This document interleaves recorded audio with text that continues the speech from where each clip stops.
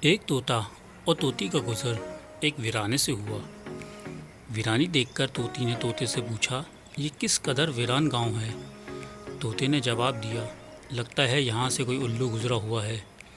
جس وقت طوطا اور طوطی آپس میں باتیں کر رہے تھے، عین اسی تک ایک الو بھی وہاں سے گزر رہا تھا۔ اس نے طوطے کی بات سن لی اور وہاں رک کر ان سے مخاطب ہو کر بولا، تم لوگ اس گاؤں میں میرے مسافر لگتے ہو۔ آج رات تم لوگ میرے مہمان بن جاؤ، میرے ساتھ کھانا کھاؤ۔ الو کی محبت بھری دعوت سے طوطی اور طوطا انکار نہ کر سکے اور انہوں نے الو کی دعوت قبول کر لی۔ اور کھانا کھا کر جب انہوں نے رخصت ہونے کی اجازت چاہی تو الو نے طوطی کا ہاتھ پکڑ لیا اور کہا، تم کہاں جا رہی ہو؟ طوطی پریشان ہو کر بولی، یہ کوئی پوچھنے کی بات ہے، میں اپنے خاوند کے ساتھ واپسی جا رہی ہوں۔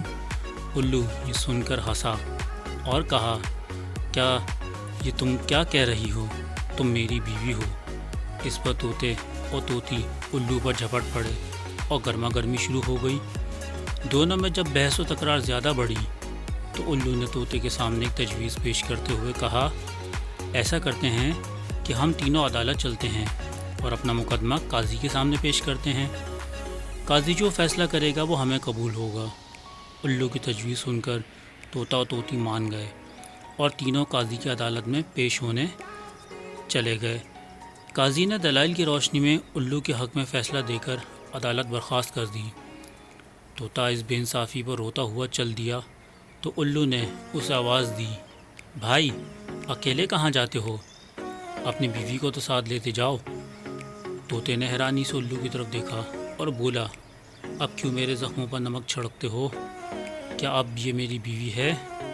عدالت نے تو ایسا تمہیں کہا اور تمہاری بیوی قرار دے دیا۔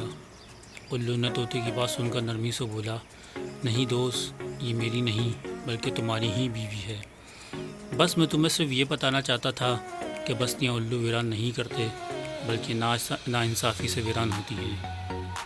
یقیناً یہ بات درست ہے کہ جس معاشرے میں انصاف ختم ہو جاتا ہے وہ معاشرے بہت جلد ہی تباہ و برباد ہو جاتا ہے۔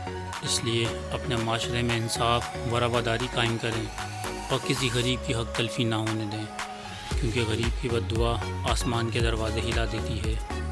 اگر کہانی اچھی لگی ہو تو دوسروں تک پہنچانا مت بھولیے گا۔ اللہ ہم سب کا حامی و ناصر ہو، آمین۔